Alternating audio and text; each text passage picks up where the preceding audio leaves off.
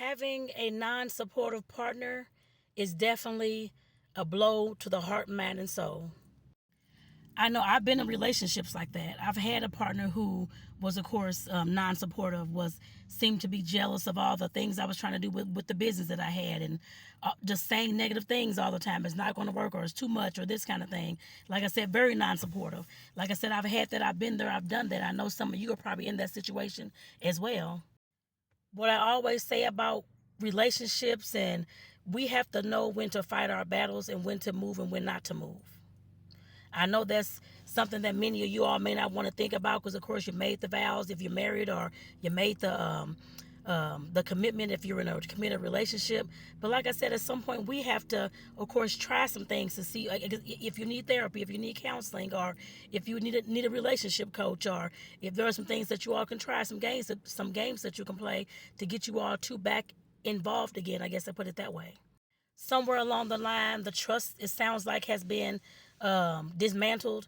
It sounds like the trust is not there, and it sounds like, of course, the connection is no longer there. So you have to rebuild those things. Yes, it's going to take some time to rebuild. I'm sure it took a second to lose, but it's going to take time to rebuild those things. There's no reason why you all can't start rebuilding those things.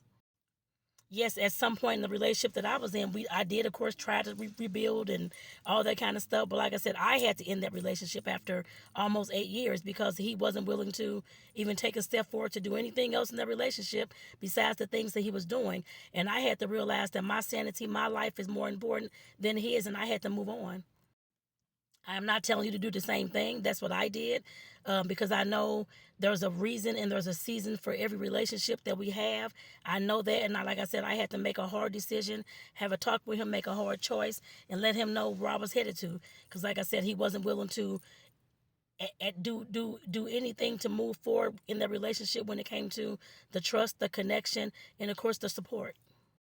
But like I said, that's a choice you have to make inside your relationship. But I would definitely suggest to try to rebuild as much as you can that trust and that connection. If you all can't do that on your own, like I said, I'm a relationship coach. There's other relationship coaches. There's other counselors and therapists and things like that. Do seek help if you all can't do that alone. Yes, there are some books out there that can possibly help. Some of John Gray's books. I know what is it called?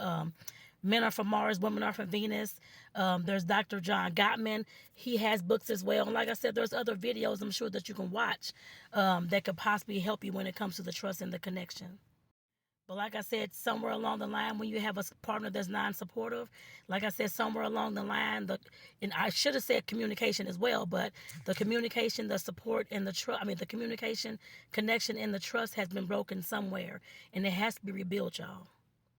I hope these things help somebody out there that's going through an issue or going through the motions, whether your partner's being non-supportive and you're trying to do all you can to, of course, to reel them in. Just know that somewhere along the lines, that communication, that trust, and that connection has dwindled, and it has to be rebuilt. Like I said, don't just sit there and suffer in silence and try to do things on your own, especially if it hasn't worked thus far. Get help, y'all. Help is out there for you.